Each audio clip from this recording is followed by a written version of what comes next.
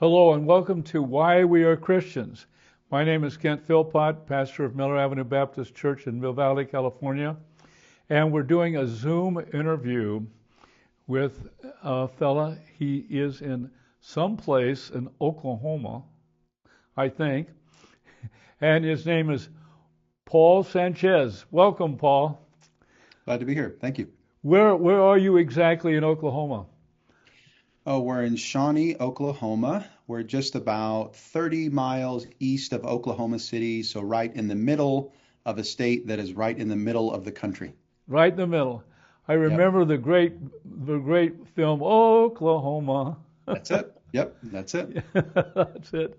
So, uh, tell us, Paul, a little bit about who you are, what you're doing right now. I am a professor at Oklahoma Baptist University. That's what brought me to Oklahoma. I'm a native Californian, was born and raised in San Jose, but have been here in Shawnee. This is my fourth year as a professor here at Oklahoma Baptist University. I teach theology, I teach history, I work with our honors students, and it's really wonderful. I get to work with undergraduates, and it's very much a traditional on-campus residential four-year institution, as well as having some graduate programs. But I work just with our graduates, our undergraduate students, and it's a lot of fun. College students keep you young and they keep things interesting. I really enjoy it here. It's been good. Well, are you guys associated with a particular convention? Yeah, so we are owned and operated by the state convention, the Baptist General Convention of Oklahoma, which is has close partnerships with the Oklahoma Baptist or with Southern Baptist Convention, and so Oklahoma Baptist history is interesting in that it used to be that we had affiliation with both American Baptists or Northern Baptists and Southern Baptists, but for quite a while now, for a few generations, it's been associated with the Southern Baptist Convention. So many Baptist groups. It's I true. saw a list, True. but there were in America alone 28 different Baptist conventions. It's remarkable. It's remarkable. Yeah, And as someone who studies Baptists, it's hard for me to keep up with it sometimes. I mean, there's lots of different groups and subgroups and little tribes within the groups and so on, but it does keep it interesting for sure. and theology's all over the place. It's true. It's No true. two, no I, two, no two Baptists agree. it's true. You can put two Baptists in a room and get three opinions. Yeah, But there's also a sense in which I think there are some ideas that do unite Baptists across sure. the huge spectrum that you're Yeah. suggesting. But maybe that's an interesting question to explore. Our listeners might want to look into what are the things that give Baptists some sense of unity. But it's true. There's lots of diversity there as well. Okay. Paul, and I'm going to go back. I'm going to go back to your early days, where you were born, a little bit about your family, and it goes back to San Jose. Mhm. Tell us a little bit about your growing up, your parents, and your family. Yeah, so was born in San Jose in the old hospital in downtown San Jose that's no longer there, but grew up my whole life in San Jose. When I was very young, spent some time in Milpitas, which is just right across from San Jose, but lived most of my life in the same house in North San Jose near Milpitas. My dad still lives there in the same house. I get to go back and take my kids there. It's kind of a neat thing. And in a lot of ways, I had sort of an all-American upbringing with the caveat that it's just an incredibly diverse community, as you expect in Silicon Valley in the Bay Area.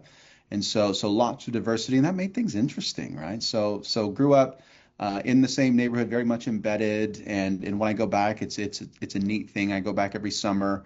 I very much miss it. But yeah, there's it's great to see some continuities there, to see friends and family and so on. Wow. Okay. Yeah, San Jose. Been there a bunch of times. There was a particular church there, a Baptist church. As you drove through, it was on the eastern side, and every few months for quite a period of time, we would drive down to San Jose to Mhm. that church with our Okay. group. We'd do music, our little band, Joyful Noise. I wonder what the But church was. it Okay, was interesting. I'm pretty sure it was a Southern Baptist church. It will almost Okay, have to be. good. And yeah, a great town, and it's becoming one of the larger cities in California. It's up around the 1 million mark. It's the largest in Northern California, but of course, it's dwarfed by Los Angeles, and it's right behind San Diego. But it's huge. It sprawls out a lot more. If you're in San Francisco, much more dense, much more very very urban. I mean, you feel like you're closer to something like Manhattan, but San Jose does sprawl quite a bit more. But with every year, it's becoming more dense itself. Right. Now, your family background, Sanchez, is Spanish, is Mexican, what? Yep. So my father's side of the family is Mexican, and so I get my name from my father, and he got it from his father who came from Mexico. And my grandfather, I grew up knowing him. He was in our home since I was in about fifth or sixth grade. He moved in, and so I had a close relationship with him. But then my father was in many ways American and grew up in Santa Clara, and so was strongly American in culture. But then for part of his childhood moved to Mexico and grew up partially in Mexico for really the most formative years of his childhood. And so I think that in many ways made him kind of an interesting hybrid to where he was Mexican American, but also very American. And so I picked up lots of those little things. And then we lived in a community that was heavily Latino, among some other things. Like I said, very diverse. But yeah, so I have a background there. And then my mother's side of the family are from the Midwest or from Missouri. And so I had some kind of grassroots, kind of middle America connections through my mother, but didn't visit often. Had only been there a couple times growing up, and so was again really deeply embedded in the Bay Area, and really didn't know a whole lot else of what was going on in the world outside of there until I was much older. Wow. When you went to high school, did you get involved in any sports, Paul? I look back and I wish I had done like organized sports, team sports. I loved when I was younger. I played basketball with friends and played baseball with friends, but never played on any teams. But what I did get into was extreme sports. So I was a skateboarder, and so I mean that's where I got my kind of athletic fix and kind of worked out all my energy. So I would spend just hours every single day on a skateboard doing tricks. Doing things with friends, setting up ramps, and going and skating at schools and different places. We would take the city bus and just go to different parts of the city and find spots to skateboard, and we would just go skate. Some of my funnest memories was on Christmas. I would often get a new skateboard or some new skateboard equipment, and then we would just be gone all day. For 5, 6, 7 hours, we'd be out skateboarding and stuff. Wow. So yeah, I didn't play any organized sports.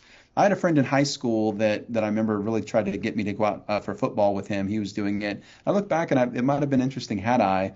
But no, skateboarding kept me busy. And then I got into music later, played drums and played music. So I had enough extracurriculars, I guess, to keep me busy. But I definitely love sports too. Well, but the closest I could come to that, Paul, is I would roller skate, but I was Yeah. even too clumsy for that. Yeah. So now, brothers and sisters. Yeah, so I have an older brother. He's 5 years older than I am. Then I have a younger sister. And so I grew up as a middle child, but because my brother was old enough, I still had a few years there where I felt like the older child after he had moved out. But no, in many ways had kind of the typical relationship with a younger sister, older brother, middle sibling situation. Yeah. Right, okay. Well, so now we have to get to one of the core questions. How is it that you became a Christian? So What was going on? blessed to grow up in a Christian family, Christian home.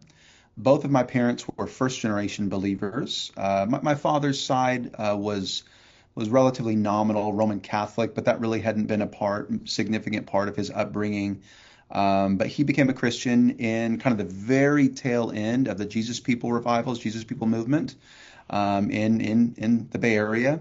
And so that was a radical turnaround for him. And then his sister and his brother were saved in that same movement. And so there was a serious kind of substance in our faith on that side, but it was relatively new.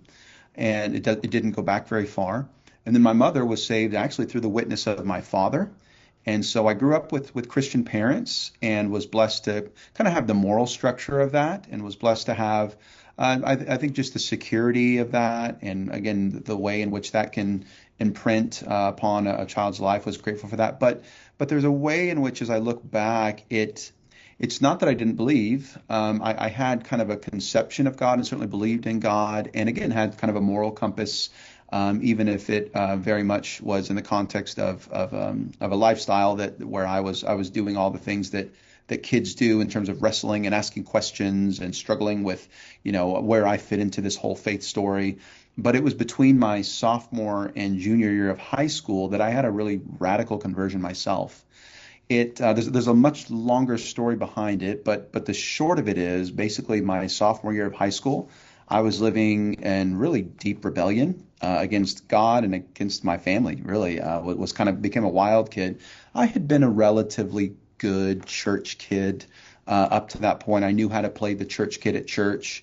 And then, when I was with my buddies, when I was with my friends out of parents' sight, was very much kind of one of them. Again, I strayed away from, the most extreme forms of rebellion that I saw in my friends. And sometimes I'd be shocked by the things they would do and say. But at the same time, I was kind of still in that world, even if I had a bit more moral restraint. But then things really, as a sophomore, I don't know if it was just, biologically or socially what was going on, but I really went into a very rebellious period. But I think God used that to kind of show me my need for salvation.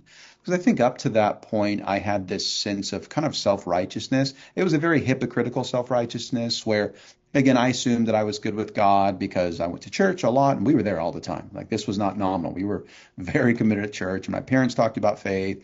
And again, I had like warm sentiments in my heart toward God, but there really wasn't something, or at least I have really significant doubts that there was something genuine there that was much deeper than kind of, again, just basic sentiment and moral compass. But then that summer, I went away to Mexico and spent time with family there. We would go back and forth and visit Mexico when I was a kid in Mexico City. And so I'd gone back and spent really a better part of a summer in Mexico with my family, with my cousins, and continued on in that rebellious streak that I was saying without my parents present. They were there for part of the, for a week or two, left, and then left me there with some cousins. And I really got to go off kind of the deep end, so to speak, and kind of experiencing sin and licentiousness. But then I came home and went literally from the airport to a youth camp that our youth group in our church was going to. And it was there at that youth camp where I just had a real encounter with God. And the biggest part of that was just conviction, which was not something that I had really experienced before.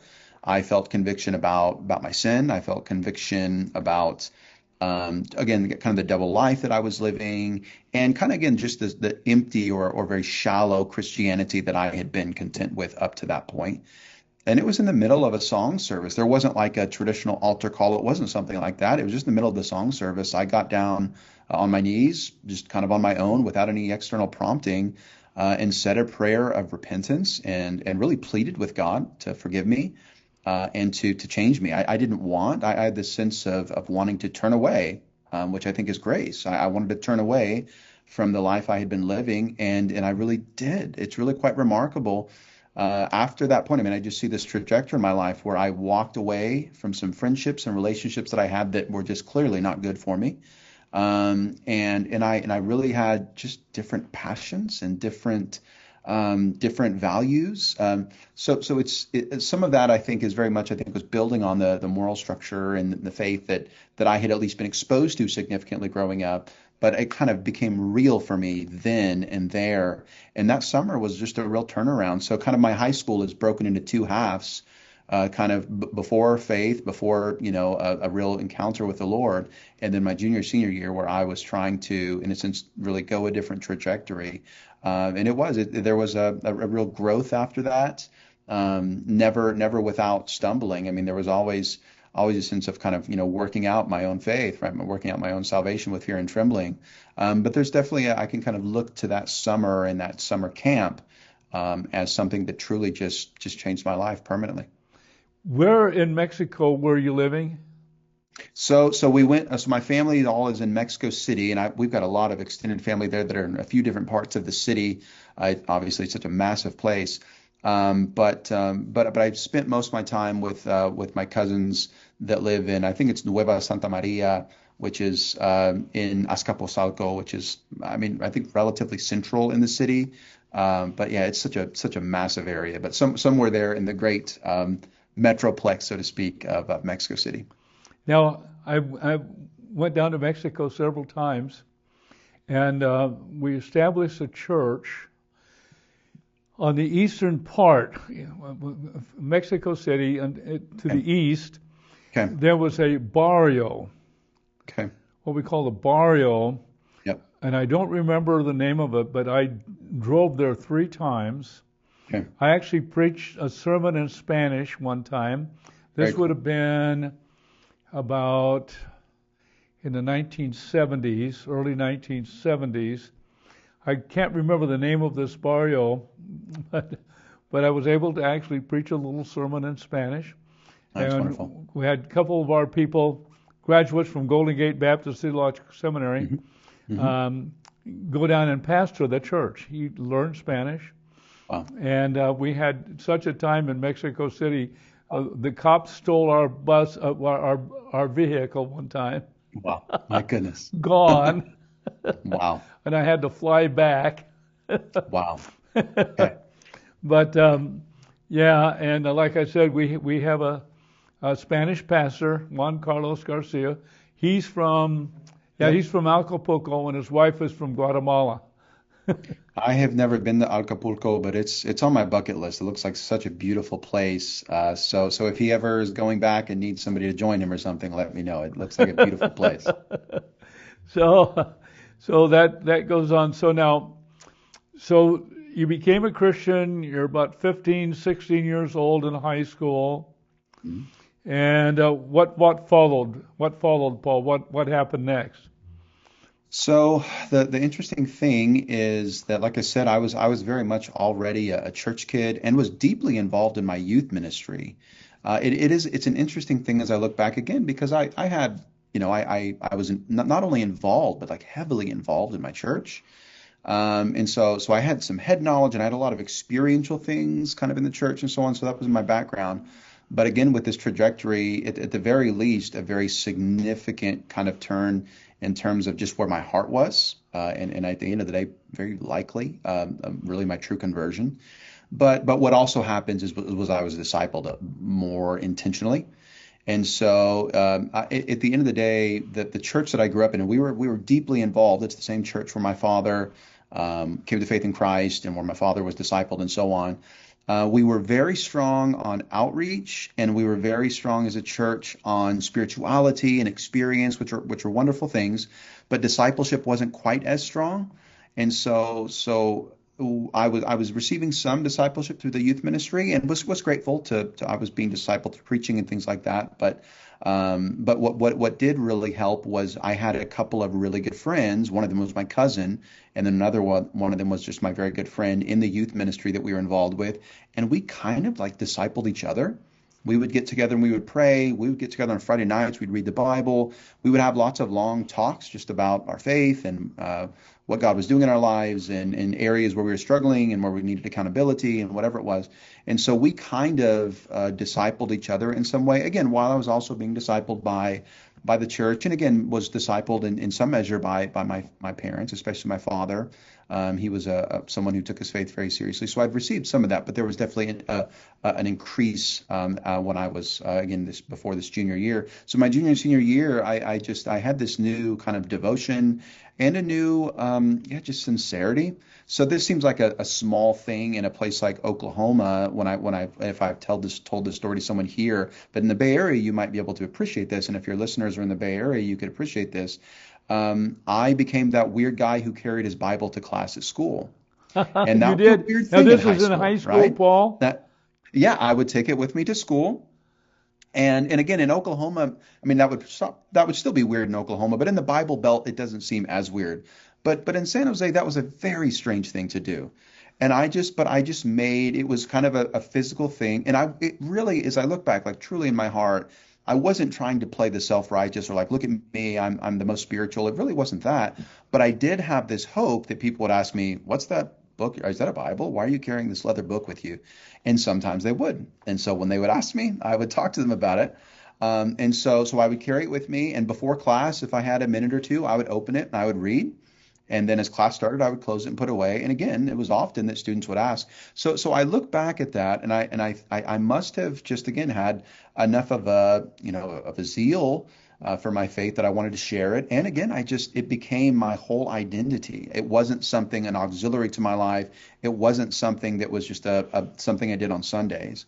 The other thing I did was there was a Christian club at my high school, and it was very, very small. It was just 2 or 3, maybe 4 students on a good day. And they would meet. I don't remember if it was once a week or how often it was. I'm guessing it was about once a week. And so I started going. None of my friends wanted to go because those were not the cool kids. The Christian club, these were kind of the oddballs, and really sweet people. But again, they were definitely not the cool kids. And so I kind of made a social sacrifice to just say, look, I know it's not cool, and I know I'm the dude carrying my Bible, and I probably had Christian t-shirts. I don't remember if I did, but maybe I had Christian t-shirts. I don't know.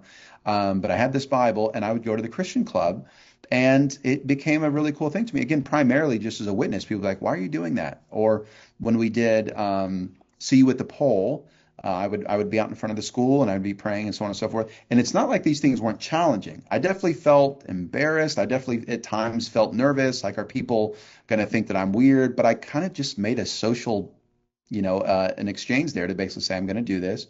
So I can look back and I think see marks like that and say, okay, I think I was growing in my faith and in my boldness as a Christian. Even if, again, I'm sure I was misunderstood in a place where public religion is, as again, as you would know in Marin County, is not something that is taken as normal. In Oklahoma, there's a little bit of that, but definitely not in a place like California, especially, 25 years ago. Was finishing up high school in a good place spiritually, wanting to grow, but having no idea what I wanted to do vocationally. No one in my family had ever gone to college at all. And I mean, like, even like trade school, community college, like really nothing. And so that wasn't quite on my radar. My mother's side of the family, economically and socially, just college was not an option, was not on their radar at all. And my father was the first and really only one in his family to graduate high school. So graduating high school for my father was an achievement and something he could be proud of. But for me, I graduated high school and I thought, I don't have any clue what I'm going to do. My father's side of the family, a lot of the men in our family were in trades, and so I thought, well, I could go into trades and I can work with my hands, that sort of thing. But it didn't appeal to me. I did some community college at Ohlone College in Fremont, but I was more so just doing that because I didn't know what else to do. Even that was weird. I mean, again, no one in my family was going to college, but I was just taking a few classes just in case. My father did encourage me. He did understand the value of education, even if he himself hadn't received it, and so he was encouraging me, go to college if you can, but really had no idea. Fast forward a little bit. I decided to leave California and to go to Missouri. The short of the story is my mother's side of the family was from Missouri. I think, as I might have suggested that earlier, and I had never lived anywhere else in my life and knew very little about the larger world. And so I thought, I'm going to go to Missouri and get to know my mother's side of the family. I'll work a little bit and maybe that'll help me kind of figure out what I want to do with my life. And so I did that for about a year. So call that my gap year, if you will.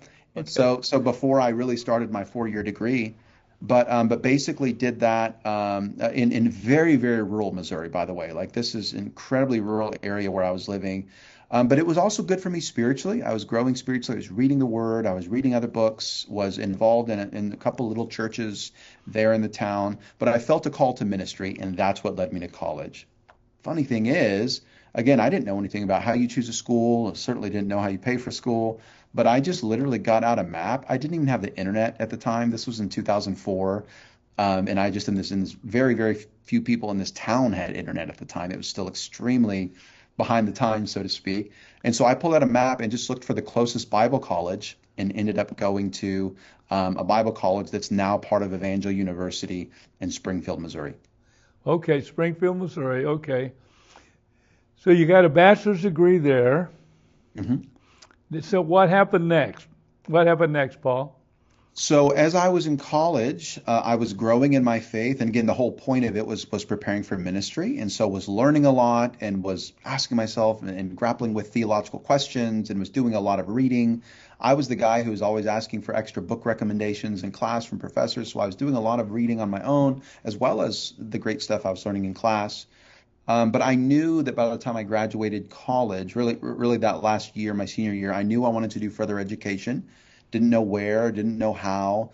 And I had some sense, again, I can look back and remember I was saying that I wanted to get a PhD. I had no idea what that meant. All I knew was that my heroes, these professors who had really become like heroes for me, had PhDs. And I thought, well, I just want to be like them. And so, what do I have to do to be like them? Not that I necessarily thought I'm going to be a full-time professor, but I thought I just want to be like them as human beings. I just thought I was so inspired by them as intellectuals, as men and women of the faith, and so on. And so that led me to say I want to get a PhD. And I think if I knew what it would take to get a PhD, I would have run the other direction. But Right, I I ended up understand going that. to seminary, to grad school down in New Orleans. The short of it is that a guy who had become a mentor to me, a pastor, John Marshall was his name. He had gone to New Orleans Seminary, New Orleans Baptist Theological Seminary, to use the full name. And I just said similar. I want to be like him. He was a great expositor. He was a very godly man. He was very intelligent and articulate. He had just great communication skills, good people skills. And I thought I want to be like him. And he had gone there. And so, in long story short, I ended up there in New Orleans, and we lived down in Louisiana for 3.5 years. Wow. Okay. So you got a Master's of Divinity there. I actually did a Master of Arts, a Master of Arts in theology. I Okay. was originally in the Master of Divinity program, but found a really great Master of Arts program that required a thesis. And because I was thinking about doing doctoral work and wanted to do doctoral work, I wanted to do a thesis. And so the 75-hour MA in theology allowed me to write a thesis. And so it was a great degree program for me. Wow. Yeah, great school. I've never been to that school, one of the great Southern Baptist Mhm. seminaries for sure. And, you know, Golden Gate Baptist, that I went to for 2 degrees, Yeah. two Hmm. degrees, and great education programs. So now I think you've got a PhD, right? Now, how you only got a little? You got to make this short. You got 1 minute to tell me Okay. how you got your PhD. So I went on from New Orleans to Southern Baptist Theological Seminary in Louisville, Kentucky. I wanted to study church history, and I connected with a church historian, just a great historian and theologian there, named Greg Wills. And again, wanted to be doing what he was doing and just admired him in so many ways as a scholar, as a thinker. And so went there primarily to study with him and had a great experience. Wow, wow. So, well, we've got more story, Paul, to go. We've got interested in hearing. I think what we're going to do, just to get you ready, we'll talk about contemporary events Okay. and movements we see in our country and what's going on. And Sure. you and I might even agree on some things. Maybe.